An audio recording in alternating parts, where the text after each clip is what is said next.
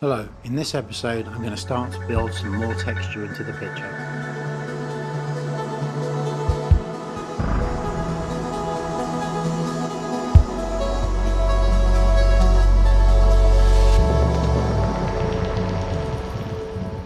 So in this episode I'm now going to start to connect some of the areas that we've previously worked on.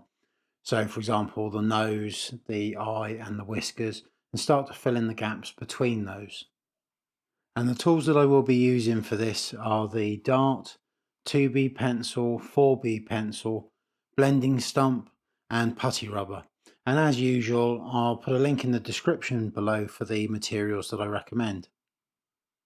Now the areas of fur that I'm going to be working on are still relatively short, so they'll require a very short spiky stroke. And also as well, when applying the pencil, I will just literally just again dab it over the top, and this will give this nice spiky texture to it. I also tend to work quite randomly over the picture, just working on a small part at a time, until eventually all the parts of the picture connect up. As I said in the previous episode, just a little bit of the texture doesn't look anything on its own, but as you can see now the picture is building up, it starts to become really effective. Starting with the dart, I first start to apply the texture into the paper. Then by just dabbing the 2B pencil over the top, it starts to make the texture stand out. For darker areas, I apply the texture over the top of the darker pencil, as this will create a very subtle texture later on in the picture. This technique is very effective. The only downside is it just takes a lot of time to do.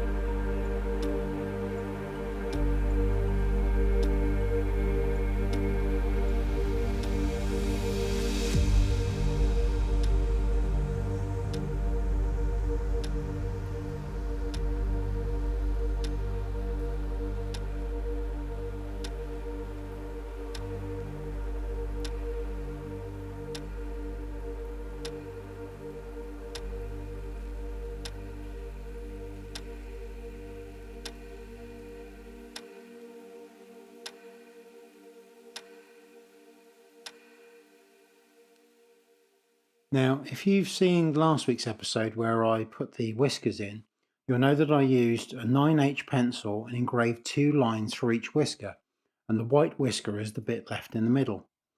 Now, for putting the fur texture in, all I simply do is literally work from one line to the other, and you have a physical barrier to work from and to. This makes it much easier when putting the fur texture on. Also, when you apply the tone over the top, if you do accidentally go into the actual whisker itself, it can quite easily be erased with the putty eraser. Also, as well, at a later stage, I will tidy the whiskers up as well as add some shadows and some shading to them, and this will give them a lot more shape. If you haven't seen the previous video on how to put the whiskers in, then there is a link in the description below, so why not go over and check that one out. Also as well, any questions, please remember to leave them in the comments section below and I'll do my best to answer them. And please remember to like and subscribe, and I will see you in the next one.